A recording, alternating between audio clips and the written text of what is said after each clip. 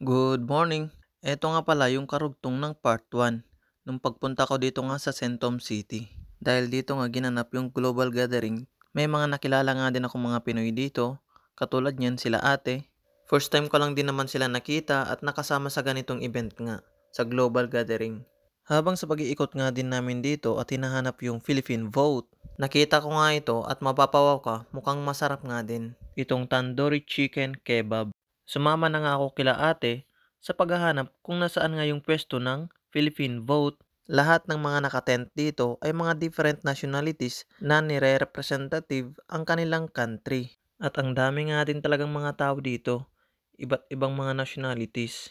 Marami nga din mga naka-costume at makikipagpicturan nga din kami mamaya. Natatanaw ko na nga din dito yung Philippine vote kung nga saan yung pwesto nila. Papunta na nga kami doon at ang dami nga din tao sa harapan nila. Andito na nga tayo sa Philippine vote kung saan merong mga dekorasyon at ang ganda nga din. Maraming mga iba't ibang nationalities na tumitingin sa mga produkto nga din dito. Ang kagandahan ay sinusubukan at tinitikman ang mga pagkaing Pinoy.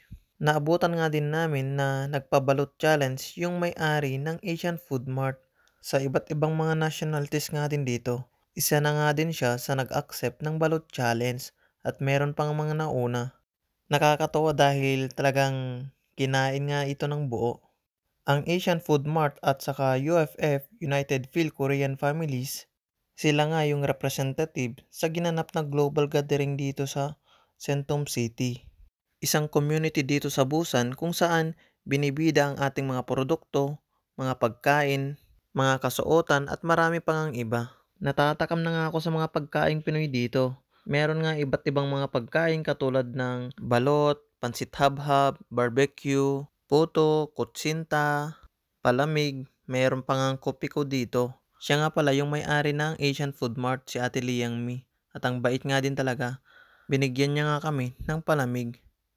Nag-church nga kami ni ate. Siya nga pala yung isa sa representative ng costume, ang anak ni Ate Purple.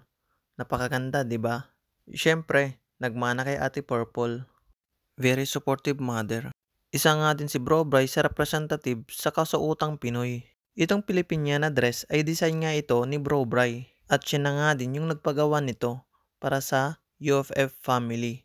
At ang ganda nga din talaga ng design at bagay na bagay nga ito sa anak ni Ate Purple, Pilipinang Pilipina.